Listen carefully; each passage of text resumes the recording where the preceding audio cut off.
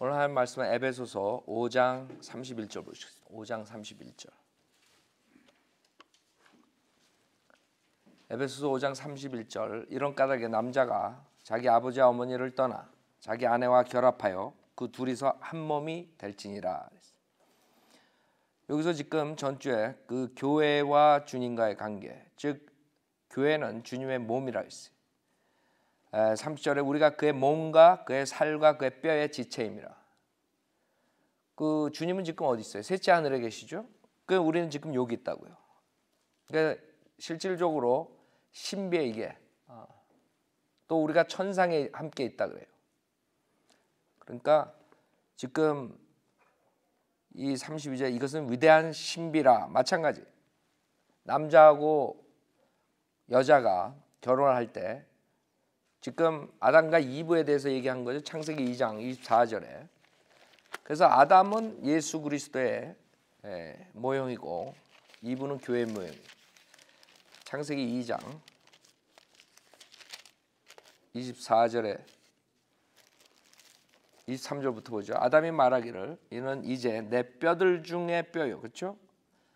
아담의 갈비뼈에서 나온 거예요. 여자는. 그래서 이는 이제 내 뼈들 중에 뼈요 내 살 중에 살이니 그녀를 여자라 부르리라. 이는 그녀가 남자에게서 취해졌음이라 하니라. woman 그랬다고요. 음부 달린 man이란 뜻이에요. 남자에서 나온 거예요. 알아요? 그녀를 여자라 부르리라. 이는 그녀가 남자에게서 취해졌음이라 하니라. 그러므로 남자가 자기 아버지와 자기 어머니를 떠나서 자기 아내와 결합하리니 그들이 한 몸이 될 것임이니라. 남자와 그의 아내가 둘 다 벌거벗었으나 부끄러워하지 아니하더라 했어요. 여기서 지금 이 신비에 대해서 지금 그리스도와 교회 마찬가지. 신비라는 것은 인간의 두뇌로서 언더스탠이 안 되는 부분이에요.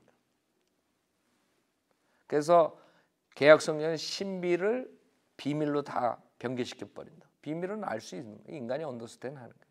감춰줘서 그런 거지. 그러나 신비는 우리 인간의 두뇌 가지고 언더스탠이 안 믿을 수는 있어요. 하나님 말씀에 근거해서 신비는 여러분 믿죠. 하나님께서 육신으로 나타난 것을 믿는다고요. 그것도 신비라 그랬어요. 그렇죠? 예수님께서 하나님께서 그 동정녀에 의해서 탄생한다는 거. 예? 동정녀를 통해서 탄생한다. 이것도 신비란 말이에요. 그 이해가 가요? 하나님이 어떻게 베비로 탄생하니? 우리 인간의 지혜 가지고는 언더스탠이 안 되는 부분들이에요. 그래서 신비라고 해요. 성경에 7가지 신비가 나는 그 중에 하나가 이거라고요. 교회하고 그리스도. 자, 에베소 5장 다시 보세요. 31절 이런 까닭에 남자가 자기 아버지와 어머니를 떠나 자기 아내와 결합하여 그 둘이서 한 몸이 될지니라. 그래서 하나님께서 그 marriage, 그 결혼 말씀하시는 결혼하고 인간이 생각하는 결혼하고 차이점이 있어요. 인간은 그 링 껴주고 이렇게 결혼식 올리면 결혼이라고 얘기하죠. 아니면 페퍼로 해가지고 법원에다가 혼인 신고하면 그게 결혼이다 이렇게 하지만 하나 성경에서는 아니죠. 성경에서는 아내와 결합하는 것이 그게 결혼이에요. 고린도전서 6장을 보면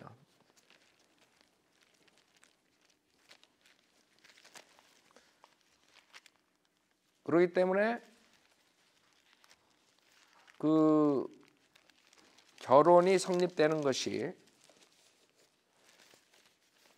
지금 자기 아버지 어머니를 떠나 자기 아내와 결합하여 그 둘이서 한 몸이 되는 그것이 결혼이에요. 성경적인 정의는. 그렇기 때문에 결혼 반지 한 번 껴줬다 그래가지고 자기는 결혼 한 번 했다 그러면 곤란한 거예요. 그 사람이 나가서 나쁜 짓 하고 그 이상한 짓 하면 그 사람은 결혼 한 번 한 게 아니지. 하나님 눈에는. 그렇기 때문에 음행이 결혼 이혼의 사유가 되는 거예요. 그 육체 관계이기 때문에. 고린도전서 6장 보세요.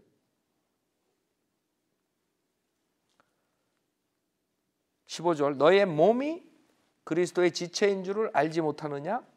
내가 그리스도의 지체를 가지고 창녀의 지체로 만들겠느냐? 결코 그럴 수 없느니라. 또한 창녀와 합하는 자는 한 몸인 것을 너희가 알지 못하느냐. 그렇죠? 그가 말씀하시기를 둘이 한 몸이 되리라고 하셨느니라. 그러나 주와 합하는 자는 한 영이니라. 음행을 피하라. 사람이 범하는 죄마다 몸 밖에 있지만 음행하는 자는 자기 몸에 죄를 짓는 것이라. 그래서 하나님께서는 그렇게 보는 거예요. 인간들은 그냥 결혼 한 번 했으니까 나는 괜찮은 남자야. 천만의 말씀. 하나님께서 넌 결혼은 링은 한 번 바꿨지만, 그러니까 많은 사람들이 그걸 이해를 못하는 거예요. 하나님이 보는 관점하고 사람이 정의 내린 결혼하고 그렇게 차이가 있다는 거지.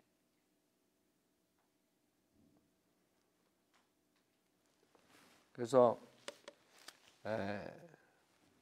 음행은 이혼의 사유가 될 수 있는 거예요. 왜? 결혼이 브로크된 거거든요. 그게 깨진 거라고. 왜? 결혼의 정의는 둘이 한 몸이 되는 건데, 그렇죠? 음행으로서 그 관계가 깨져버린 거예요. 그러니까 결혼 서약하고 같이 살지만 실질적으로 하나님 보시기에는 남남이야. 무슨 말인지 알죠? 그래서 사람들이 이해를 못하는 거야. 그래서 참 하나님이 보는 관점하고 인간이 생각하는 건 틀려. 그러니까 나는 뭐 결혼식을 한 번 올렸으니까 나는 괜찮은 남자야. 그러고 나가서 나쁜 짓 하고 돌아다니고. 한국 사람들은 그 수없이 많을 거야. 다 음행자들이고 다 결혼 다 깨진 거야. 하나님 보기엔 넌 결혼 다 깨진 거야. 결혼 수십 번 한 거야. 알아요? 결혼식만 한 번 했다고 결혼 한 번 한 거 아니에요? 하나님 보시기에.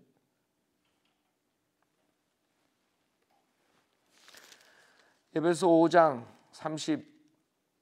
32절 이것은 위대한 신비라. 그러나 나는 그리스도와 그 교회에 관하여 말하노라. 그래서 그 교회를 주님의 피값으로 사셨죠. 그 주님이 창에 찔림으로써 거기서 피가 나오셨다. 주님의 피값으로 탄생한 게 교회예요. 아담의 갈빗배에서 탄생한 게 여자가 이브듯이 똑같은 거예요. 33절 그러므로 너희도 각기 자기 아내를 자신처럼 사랑하고 또 아내도 그 남편을 경외하라. 그래서 전주에도 말씀드렸죠. 우리가 하나님 말씀대로만 하면 문제가 없어, 그 가정이. 그러나 안 하는 쪽이 나오니까 가정이 파괴되고 문제가 생기는 거예요. 자기 몸을 사랑하는 것처럼 남편은 아내를 위해서 정말 죽을 희생을 해야 된다 이거죠. 남자가 그거를 하면 문제가 없다고. 근데 남자가 셀피시해가지고 그걸 안 하면 결국에 부부간에 문제가 생기죠. 그 다음에 아내도 그 남편을 경외하라. 여러분들이 베드로전서 3장을 보면은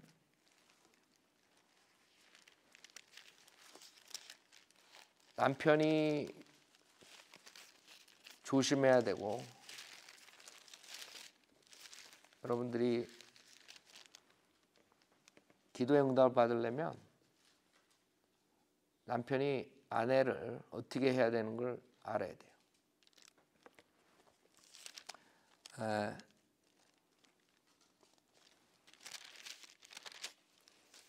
우선 3장 6절에 보면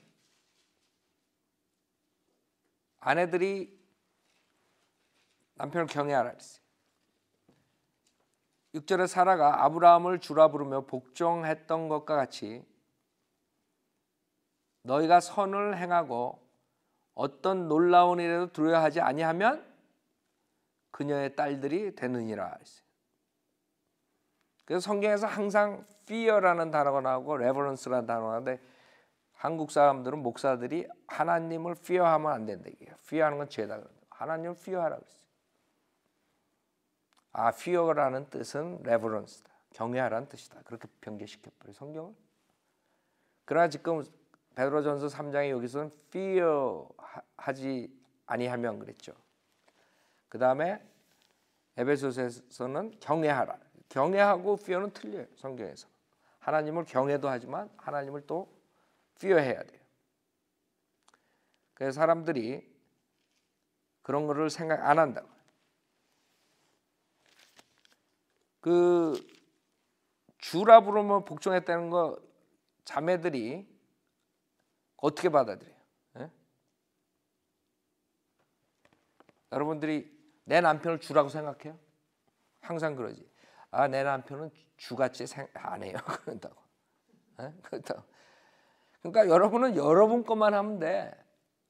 여러분이 만약에 남편이 그렇게 안 하면 기도를 하고 정말 남편을 지혜롭게 저걸 해야 되는데 무조건 남편이 안 하니까 나도 안 하겠다. 그러면 깨지는 거예요, 그 가정은.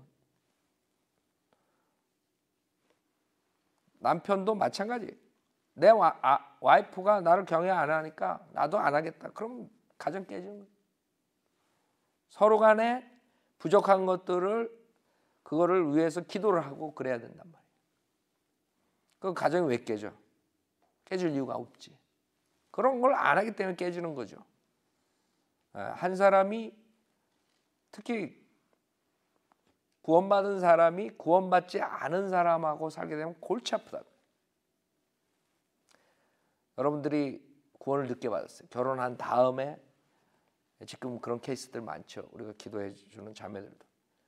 남편이 구원도 못 받고 성현대로 믿는 부인을 와이프를 굉장히 박해하고 그런 사람 종종 있어요. 그럴 때 굉장히 힘들어요. 그러나 와이프로서 최선을 다하고 그 간증을 가지면 그거를 보고 남편이 돌아올 수 있다 이거죠. 안 돌아오는 사람도 있어. 남편이 떠나는 사람도 있다고. 그럴 때 고린도서에 떠나는 사람은 떠나게 내버려 두라. 근데 내가 남편이 박해한다고 나는 이 사람하고 못 살겠다. 내가 떠나고 내가 헤어지면 안 된다 이거지. 하나님께 맡기고 본인은 할 간증은 간직하라 이거지. 그랬을 때 남편이 떠나는 거 어떻게 할 수 없어요. 그건 성경적으로 구원받지 못한 사람이 떠나는 거 떠나게 내버려 두라 이게. 그러나 남편이 떠나지 않는데 자기가 자진해서 먼저, 그거는 성경적으로 맞지가 않아요. 지금 여기도 봐요. 그 3장 1절 이와 같이 너희 아내들아 너희 자신의 남편에게 복종하라. 이는 말씀에 순종하지 않는 자들일지라도 아내의 말없는 행실로 인해 그들을 얻고자 함이니. 그랬죠? 이는 그들이 두려운 가운데 행하는 너희의 정숙한 행실을 봄이라 했어요. 그래서 우선은 아내가 그런 케이스가 지금 우리 주변에 많은데 최선을 다해야 돼. 간증을 지켜야 돼. 그러면 남편이 그 믿음을 보고 돌아설 수 있는 거예요. 그런데도 사악한 남편들은 안 그런 사람도 있죠. 그럴 때 본인이 떠난다 그러면 할 수 없는 거야. 그건. 그러나 우리가 될 수 있는 대로 하나님의 능력으로 그 가정을 살리는 게 우선이라. 그렇죠? 그랬을 때 거의 하나님께서 시간이 좀 지나더라도 해결해 줘요. 그 가정을. 근데 그걸 못 참고 이제 그랬을 때 문제가 생기는 거지. 안 되는 케이스도 있어요. 진짜 남편이 매번 믿는다고 때리는 것뿐만 아니라 본인이 못 살겠다고 너 같은 애랑 못 살아 이러고 꼭 어떡하겠어. 그래서 주님께서는 떠날 사람 떠나게 두라 이거예요. 그건 어떻게 할 수 없는 거예요. 그러나 대부분이 와이프가 처리를 잘못해가지고 먼저 깨트리는 거예요, 결혼. 그걸 잘해야 돼. 구원받은 사람. 지금 많은 사람들이 이거 듣는 사람들이 그런 케이스들이 있는 자매들이 있어요. 그래서 우선은 본인이 하나님께 100% 의지하고 하나님께서 남편의 마음을 돌려주고 그다음에 그 가정을 살리는 것을 목표로 두고 해야 돼요. 그랬을 때 하나님께 역사하신다고요. 그렇게 최선을 다했는데도 안 되고 남편이 떠난다 그러면 할 수 없는 거예요. 그러나 내가 사역하면서 그런 케이스, 글쎄 우리 사역하면서 그런 케이스 없었던 것 같아요. 대부분이 와이프가 타협하고 결국에 믿음을 떠난 사람들 케이스가 우리 교회에서 있었다고. 그렇죠? 맨 처음에 와이프들이 열심히 하고 나는 까딱 없을 것처럼 이렇게 한다고요. 그러다가 몇 년 있다가 남편 따라서 교회 안 나와. 그런 케이스가 몇 개 있었어요. 근데 내 사역에 그렇게 해가지고 남편이 그것 때문에 떠났다 이런 거는 없었던 것 같아요. 여러분 내가 생각하는데 기억이 안 나. 그래서 우리는 우선은 간증을 여러분이 가족들하고 친지들한테 간증할 때도 그래요. 여러분들이 부모나 친척들 우리가 구령하고 복음을 제시하죠. 그 사람들이 받아들이지 않죠. 시도하는데 안 된다고. 그럴 때 가장 그 사람들 마음을 여는데 필요한 게 뭔지 알아요? 여러분이 그 믿음을 지키고 그 다음에 여러분 가정이 성경적으로 선하게 사는 그 모습을 보고 자식들도 그렇고 그때 그 친지들 가족들이 변화를 받아요. 나랑 틀리구나. 우리랑 좀 틀리구나. 저 가족은 뭔가 틀리다. 그래서 그 사람들이 마음을 열고 그 다음에 다시 복음을 제시하면 그 사람들이 구원받을 기회가 있단 말이에요. 근데 그냥 복음 제시해가지고 안 받아들인다고 아이고 구원파에서 그러죠. 아이고 우리 아버지 마귀야. 그렇죠? 여러분들 그 경험했을 거예요. 우리 딸 마귀야. 아버지 보고 마귀라 그러고 저 형제 아버지 보고 형제래. 저 형제 마귀야. 마귀오네. 그래가지고 그 사람 그 가족들 구령할 수 있겠어요? 아니죠. 그럼 전혀 못하는 거야. 자기가 복음 제시에 거절했다 그래서 그 부모를 차단시키고 자식들 차단시키고 자식들이 부모 안 보고 그게 뭐예요? 그 마귀들이 하는 짓이지. 여러분들이 구원받았으면 죽을 때까지 여러분들이 구령해야 될 사람들이에요. 내 경험에 의하면 여러분들이 그 선한 믿음을 보여줬을 때 간증을 했을 때 점점 그 사람들 마음이 열어져. 내가 문영재한테도 그랬어. 문영재도 그렇지. 아버지 기존교회. 그러니까 문영재가 믿음 생활 잘하고 와이프도 성령대로 믿는 사람 만나고 그 다음에 아이들도 성령대로 이렇게 믿게 이렇게 잘 키우잖아. 그러면 문영재 아버지가 마음을 열 수 있다고. 그렇게 시도해가지고 안 됐을 때 이제는 간증밖에 없다고. 그거예요. 여러분들도 꼭 그러셔야 된다고. 대부분이 몇 번 시도하고 안 되면 아유 제껴놔. 그럼 제껴놓으면 어떡해? 지옥 가라는 거예요? 인내를 가지고 해야죠. 하나님께서 못 들어주시겠어요? 여러분들이 진심으로서 우러나와서 사랑하는 마음으로 복음을 전하는데 우리가 죽을 때까지 해야 돼요. 우리 죽을 때까지 그분들이 안 받아들인다 그래도 할 수 없어. 또 하나님께서 우리 죽은 다음에라도 구원시킬 수 있는 거예요. 얼마든지. 그렇죠? 그런 케이스들이 있다고. 자, 그 다음에 7절에 보면 이와 같이 너희 남편들아 그랬어요. 이게 남자들이 주의해야 될 상황이에요. 남자들이 하나도 무식해가지고 이런 생각을 안 해. 이 구절을 7절을. 그리고 자기 멋대로 한다고 와이프한테. 잘 봐요. 이와 같이 너희 남편들아 아내들을 더 연약한 그릇으로서.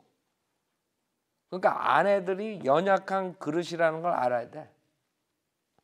나는 제일 웃기는 게 모르겠어요. 여러분들 와이프가 그냥 양쪽에 그냥 무거운 거 드는데 남자는 그냥 이렇게 걸어가는 거예요. 한심해요. 그걸 보면. 그런 사람도 있더라고. 어디서 누가 그랬어?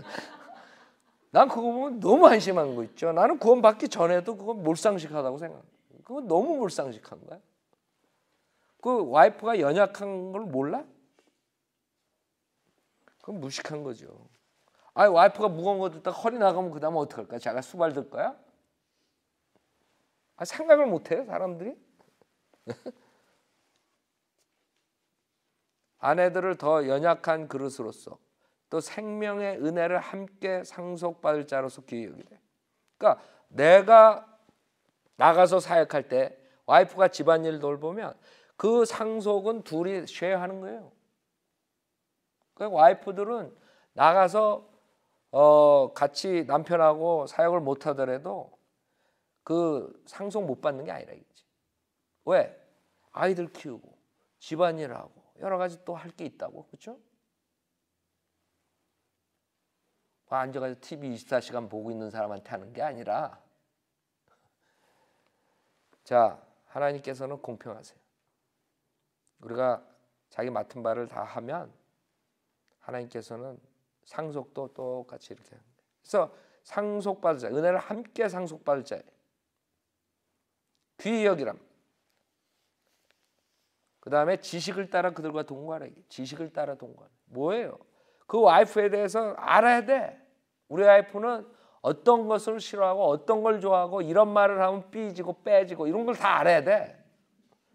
맨날 와이프 장모 장인 그 다음에 뭐 그 가족 그게 그 얘기하면 와이프가 팍 터지는데 싸울 땐 꼭 그걸 가지고 들어오는 그 무식한 남자들이 있어 또. 지식에 따라서 동거하는 게 아니지.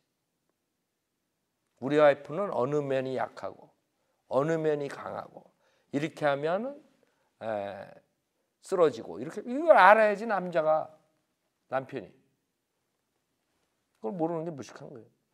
근데 중요한 게 뭐냐면 이는 너의 기도가 막히지 않게 하랍니다. 그게 중요하다고. 만약 이거를 안 하면 남자가 기도가 응답을 못 받는 거야. 여러분 기도 응답 못 받으면 어떻게 되는 줄 알아요? 갑자기 마리아나가 차를 몰고 올 때 주님 주님 그러는데 왜? 그럼 어떨까요? 벌써 사고가 났어. 벌써 주님 하면 주님이 딱 막아줘야지. 근데 기도가 막혀가지고 주님이 야 이따 전화해. 그럼 어떡할 거야? 당장 0.1초에 사고가 날 판인데 사람들이 생각을 못하는 거예요. 이 기도가 얼마나 중요한지. 0.1초에 우리가 죽고 살고 하는 거예요. 하나님이 보호 안 해주면 1초 사이에 그냥 죽는 거야. 기도가 1초만 막혀봐. 그래서 우리가 이런 거를 성경에 나오는 것을 지식을 가지고 심각하게 생각해야 돼. 그냥 뭐 아내는 남편 사랑하고 남편은 아내 사랑하고 뭐 그걸로 그게 아니라고. 심각한 문제야. 이걸로 인해서 가장 기초가 되는 가족이 깨지고 살고 하나님을 섬기고 못 살 자기가 망하고 흥하고 이게 다 달려 있는 거예요. 하나님께서는 지속적으로 부부관계에 대해서 얘기하시잖아요. 근데 심각하게도 생각 안 해요. 그냥. 자, 6장 1절 자녀들아 이제 자녀에 대해서 주 안에서 너희 부모에게 순종하라. 이것이 옳으니라. 그래서 크리스찬 자녀들은 주 안에서 너희 부모에게 순종하라. 이것이 옳으니라 했어요. 내 아버지와 어머니를 공경하라. 이것이 약속 있는 첫째 계명이니. 그래서 여러분들이 알아야 돼요. 신약은 은혜 복음 시대. 우리가 율법에 관여받지 않는데. 율법에 상관없다. 그러니까 율법에 있는 것들 우리가 어겨도 되고 뭐 이렇게 잘못 생각한다.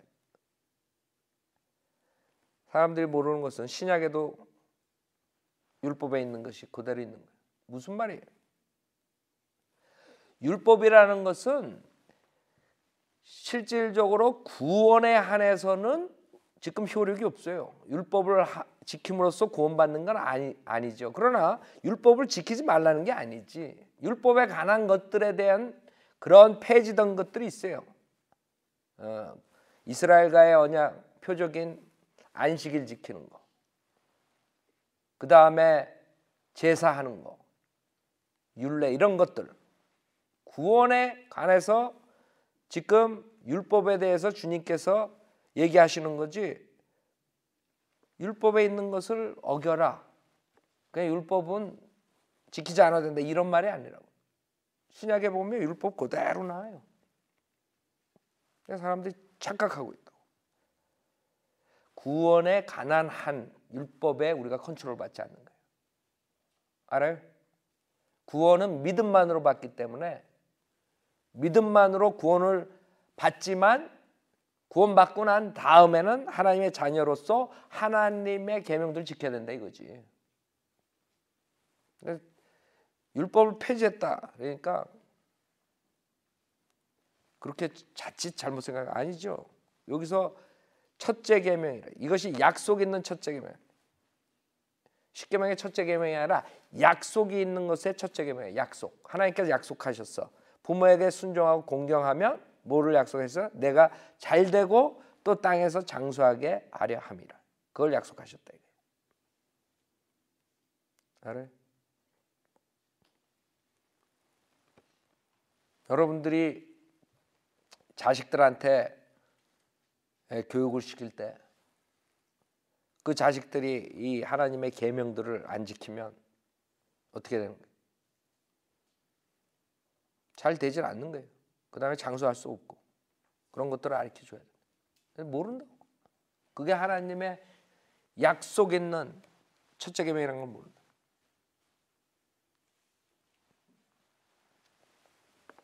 그 아이들을 잘 되게 하기 위해서는 가르쳐줘야 해요, 여러분이. 부모에게 순종하고 공경하는. 그 다음에 4절에 너희 아비들아, 너희 자녀들을 성나게 하지 말고 주의 교훈과 훈계로 양육하라. 자, 자녀들이 어떻게 성나요? 어떨 때 성나요? 네? 여러분들이 자녀를 양육할 때 그 야단을 치죠. 정당한 걸로 야단치는 것은 괜찮아요. 그 이유가 분명할 때, 잘못됐을 때 야단을 쳐야 돼. 그렇죠? 근데 자기 기분에 따라서 야단을 치는 거야. 나가가지고 상사한테 욕먹고 들어와가지고 괜히 발길짓 하고 아이들한테 괜히 쓸데없는 거 트집 잡아가지고 야단치고 그런 것들을 말하는, 그러면 아이들이 화가 난다고. 불공평하다. 왜 저런 거 가지고 그러냐 이렇게 된단 말이야. 그러니까 훈계를 하더라도 양육시킬 때 잘해야 된다. 매질을 하더라도 정당하게, 잘못했을 때 매질할 이유가 있을 때 해야지. 심심하다고 그냥 야구방매 갔다가 그냥 치고. 그 다음에 야단을 칠 때 두 번째로 너무 하시하게, 너무 심하게 했을 때 애가 비러니스가 생겨요. 쓴감정이 생겨요. 예. 그래서 그것을 또 주의해야 돼요. 그 다음에 세 번째는 야단을 칠 때 일정하지 않아요. 일관성이 없어. 예를 들어서 애들이 두세 명이 있는데 똑같이 벌을 줘야 되는데 A는 이쁘다고 벌 안 주고 B는 똑같은 애인데 벌 주고 때리고 뭐 이러면 걔네들이 화가 난다고, 그렇죠? 그러니까 부모들이 잘해야 돼. 일관성이 있어야 돼. 그 다음에 너 10시에 들어가서 자지 않으면 내가 야단칠 거야. 그러면 10시에 들어가지 않으면 야단을 쳐야 돼. 근데 말은 10시에 들어가지 않으면 야단 칠게 그래 놓고 10시 반인데도 야단 안 쳐. 그 다음에 이제 9시 반인데 야단 또 쳐. 그럼 얘가 헷갈린다고. 그러니까 일관성이 있어야 돼. 자기 기분에 따라서 그냥 애들을 막 그 야단 치고 때리고 이러면 안 된다 이거지. 그러니까 애들도 똑똑하다고요. 예? 애들 다 알아 그거. 그래서 애들 양육하는 게 이게 기술이에요, 기술. 그것도 아무나 하는 게 아니더라고. 그것도 배워야 돼요, 여러분. 일관성 있게 탁 해야 돼. 우리 집사람 애들 잡는 거 봐. 예? 교회에서 난장판 하다가 어느 날 갑자기 순해져. 저 뒤에서 군기 잡았던가 누가. 그냥 놔두면 어떻게 되는 줄 알아요? 아이들 그냥 놔두면 어떻게 되겠어요? 여러분 뻔히 알지. 누군가가 군기를 잡아야지. 근데 일관성 있게 해야 돼. 그래서 애들이 이건 안 되는구나. 노 그러면 노다. 근데 어떤 사람이 노 해도 해. 왜? 저 사람은 노 해놓고 그래도 야단 안 쳐. 어떤 사람이 노 하면 노 해. 안 해. 왜?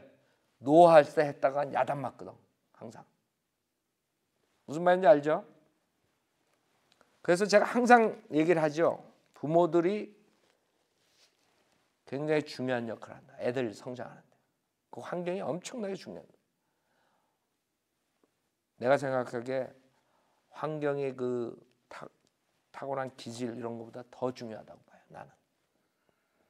타고난 기질들은 바꿀 수가 있어요. 교육시키고 양육시키면 따라서. 근데 만약에 애들이 어렸을 때 착하더라도 잘못 키우고 잘못 양육시키고 환경이 나쁘잖아요. 금방 나빠질 수 있어요. 그래서 저는 여러분들이 최선을 다했는데 애들이 망가졌을 때 어떻게 할 수 없어요. 그럴 수도 있어요. 그렇죠? 여러분 10명 키우는데 다 똑같이 키우는데 9명은 잘 됐는데 1명은 아주 완전 이상하게 되면 그거 어떻게 하겠어? 그럴 경우도 있어요. 다 100% 열매를 다 거둘 수 있는 건 아니에요. 우리가 다 한다고. 그렇죠? 그러나 여러분들이 똑같이 정확하게 성경적으로 해야 된다 이거지. 그랬을 때 확률은 많은 거예요. 애들이 잘 될 확률이. 그래서 너희 자녀들을 성나게 하지 말고 주의 교훈과 훈계로 양육하라. 성나게 하지 말라니까 무조건 놔두는 거. 그게 아니죠. 교훈과 훈계로 양육하라. 그래서 우리가 양육시킬 때는 꼭 훈계와 교훈이 있어야 돼요. 티칭하는 거예요. 티칭. 여러 가지로 티칭할 수 있어요. 매로서 티칭할 수 있고 그 다음에 야단침으로서 티칭. 아니면 잘못한 것을 고쳐줌으로 티칭. 여러 가지 방법이 있다고. 그건 해야 돼. 부모로서. 그거를 포기하면 부모를 포기하는 거예요. 대부분이 요새 한국의 애들 키우는 거 보면 그냥 애들 하려는 대로 다 해주고 뭐 식당에 들어가면 이것들이 깡패야 완전히 그냥. 어? 막 여기저기 막 다니면서 막 다른 사람 거 막 건들고 그러는데도 그냥 이렇게 보고 있어. 한심한 것들이 부모들이. 잘한다 잘한다 이런 식으로 예의 없이 그냥 막 이러는데도. 그러니 저 나라가 저렇게 되는 거예요. 꼴이. 지멋대로야 지멋대로. 간대들이 버가지고 그냥 뭐 공산주의가 좋은 줄 알고 웃긴다고요. 웃겨. 내가 봤을 때 저 좌파가 저렇게 성행하는 것도 다 우리가 지나가면서 그 위에서 그렇게 교육을 받아가지고 자라가지고 저렇게 적골이 된 거라고.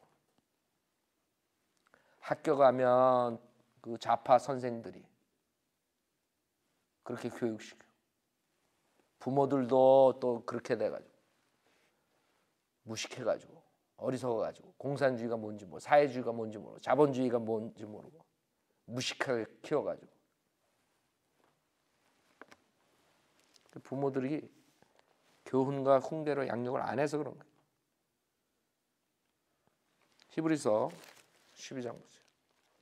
주님께서는 확실하게 아이들 어떻게 키우는 것을 곳곳에 말씀하시는데 성경을 알아야지. 알아도 안 해요. 알아도. 하나님의 말씀을 아주 무시해버린다고. 히브리서 12장 5절에 또 마치 자녀들에게 했던 것과 같이 너에게 권면하신 말씀을 잊었으니 곧 내 아들아 주의 징계를 경시하지 말고 책망을 받을 때 낙심하지 마라. 징계받을 때 경시하지 말라. 여러분이 징계할 때 경시하잖아요. 그건 따끔하게 알아채야 돼. 너무 또 하시해가지고 책망할 때 낙담을 시키면 안 된다. 그의 6절에 주께서 그의 사랑하는 자를 징계하시고 그가 받으시는 아들마다 매질하시느라고 하신 것이라. 너희가 징계를 견뎌내면 하나님께서는 너희를 아들들로 대우하실 것이니 아버지가 징계하지 않는 아들이 어디 있느냐. 모든 사람들이 참여한 징계를 너희가 받지 않는다. 너희는 사생하여 친아들이 아니니라. 또 우리 육신의 아버지가 우리를 징계하여도 공경하였거늘 영들의 아버지께는 더욱 복종하며 살아야 하지 않겠느냐. 그들은 정녕 자기들이 옳다고 생각한 대로 며칠 동안 우리를 징계하였지만 하나님께서는 우리의 유익을 위하시고 또 우리로 그분의 거룩하심에 참여자들이 되도록 하시느니라. 자, 징계의 목적이 뭐냐 이게. 징계가 당시에는 즐겁지 않고 슬픈 것 같으나 여러분이 징계 줄 때 기분 좋아요? 아이들도 기분 좋아요? 아주 싫다고 그렇죠? 후에 그로 인하여 훈련된 자들에게는 화평한 의의 열매를 맺느니라. 그것 때문에 하는 거예요. 훈련시키는 거예요. 훈련이라는 건 어려운 것을 견뎌내는 것이라고. 그래야지만 믿음 생활도 잘 할 수 있어요. 여러분들이 구원받고 나서 어려운 과정을 안 지나고 그냥 점프해가지고 스피리추얼 자이언트가 된다고 생각하면 여러분들이 다 잘못 생각합니다. 그런 건 없어요. 훈련을 받아야 돼요. 즉 어려운 과정을 겪어내야지만이 스피리추얼 자이언트가 된다 이거예요. 그러지 않으면 다 쓰러지는 거예요. 중간에. 그래서 여러분들이 어려운 일, 무슨 뭐 물질적인 거, 영적인 거, 인간관계 여러 가지 어려운 일들이 인생에 닥쳐요. 그거를 여러분이 훈련 과정으로 생각하면 된다. 여러분 군대 갔다 온 사람들은 유격 훈련 받죠. 그런 걸 생각하면 돼요. 그런 훈련을 받아야지 훌륭한 군사가 되는 거예요. 그냥 백으로 들어가가지고 맨날 의무반에서 들어놓 있다가 나온 애들은 나와봐야 아무것도 아니에요. 걔네들은. 세상에 나와서도 루저 되는 거야. 왜? 훈련을 못 받아가지고. 어려운 훈련을 싹싹 빠지고 될 게 안 돼. 12절 그러므로 맥없이 처진 손과 쇠약한 무릎을 일으켜 세우고 너희 발을 위하여 곧은 길을 만들어 절뚝거리는 다리로 길에서 벗어나지 않고 오히려 고침을 받게 하라.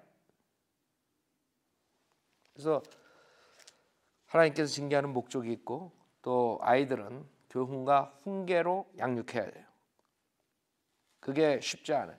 부모들이 한다는 게. 그렇죠? 똑같은 일을 반복해서 잘못할 때 아주 짜증난다고 부모 입장에서. 그래도 해야 돼.